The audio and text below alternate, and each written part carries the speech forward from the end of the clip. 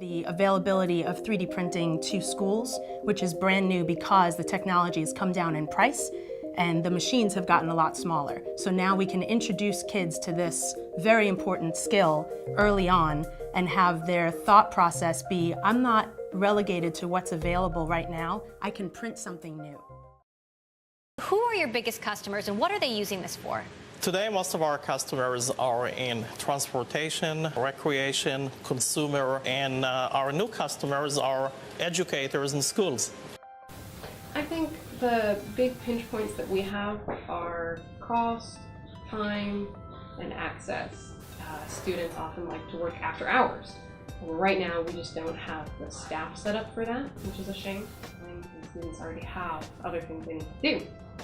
So it's a little bit of a hard thing to get students into print, also to train them on how to print, and then to make sure there's access and time for everyone. Well, one of the main uses for 3D printing is rapid prototyping. Students model something that they want to make. Whenever you're designing something, it's a process. So you get to model a part, and then you get to print the part, you get to see it. Hopefully, you could integrate it into your design, and you get to see what needs to be changed. It is a bit of a different feeling seeing something and actually testing it and feeling how it works and where these two fit. So I think it adds another dimension. It helps students understand things in 3D space, and I think it's a good tool for learning how to be a good designer. 3D printing is actually, in my opinion, is kind of a revolution for printing industry. I learned SolidWorks, a 3D modeling software, last year. 3D printing is to help me a lot. I am designing something because I always do some DIY works.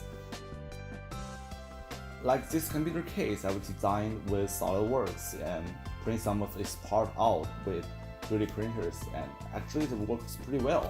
3D printer actually is a low-cost solution to print 3D models, to make 3D models. The printer itself was not really expensive, but the material itself was a little bit not that cheap. But you can literally print something that complex or tiny with such a really high precision 3D printer. When you have something you can't find in the world, but you have in your mind, you can actually realize your imagination with a 3D printer. It's really amazing thing.